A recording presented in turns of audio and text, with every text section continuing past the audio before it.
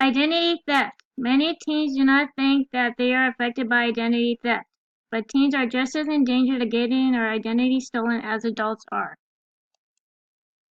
In this presentation, teens will become informed about the dangers of getting their identity stolen.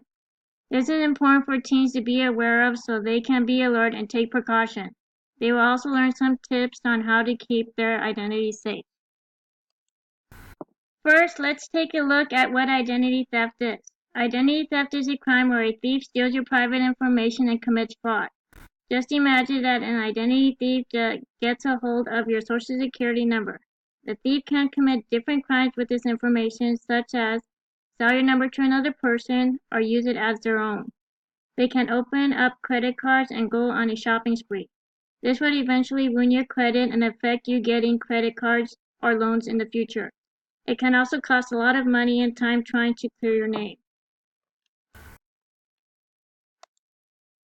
Why is it important for teens to be aware of identity theft? Teens, as well as anyone under 18, are 35 times more likely than adults to get their identity stolen. A study performed by Javelin in 2012 revealed that 1 in 40 households that had children under the age of 18 had at least one of their child who had their identity stolen.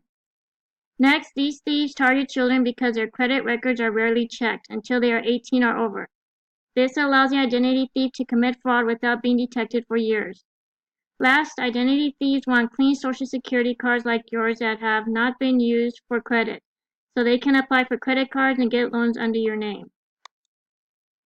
The Common Sense Education website gives a list of what identity thieves want, such as your full name, date of birth, and where you were born, current and previous addresses and phone numbers, social security number, passport, account numbers, driver's license, and passport number. This personal information should be protected at all times and precautions should be taken when using it. Now we are going to look at some tips on how to protect yourself against identity theft. This information is provided by the Federal Trade Commission. First is to use a shredder before throwing away personal information. This prevents an identity thief from stealing personal information from your trash can. I also want to add that if you do not have a mailbox that locks, to get one. In the past, I have had my mail stolen. One time I mailed a payment to a bill. Someone stole this payment, washed a check, made it out to themselves for $200, and cashed it. I also suggest to mail outgoing mail at the post office. Next is to carry your purse, book bag, and wallet at all times, and do not keep your social security card in your wallet. Many years ago, a thief stole my wallet while I was putting groceries in the car. Thank goodness my wallet was found with my IDs in it. The thief wanted the cash. If this would have been an identity thief, this person would have stolen my identity, especially since I had my social security card in my wallet. For online protection, I highly recommend that you get an up-to-date firewall, an anti-spyware, and a good antivirus protection.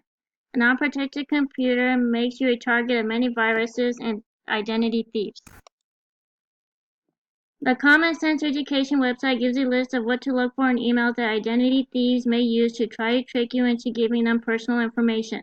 This includes account information verification, urgency to reply to email, spelling errors, saying your account is in trouble, email attachments or links, generic greeting, and too good to be true.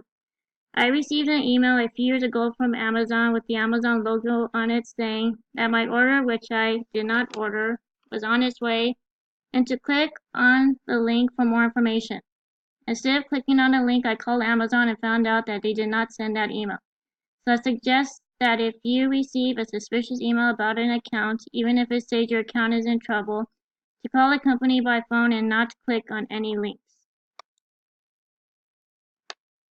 The Common Sense Education website also suggests not to open suspicious emails, not to reply to it, mark as junk mail or spam. For me, I just do not open emails that I do not recognize. Here are some links to other resources that can help you in keeping your identity safe. I also include a game called Beat the Thief that will teach you about identity theft and how to protect yourself. The information to this presentation was provided by these websites. My name is Monica Arce. Thank you and stay safe.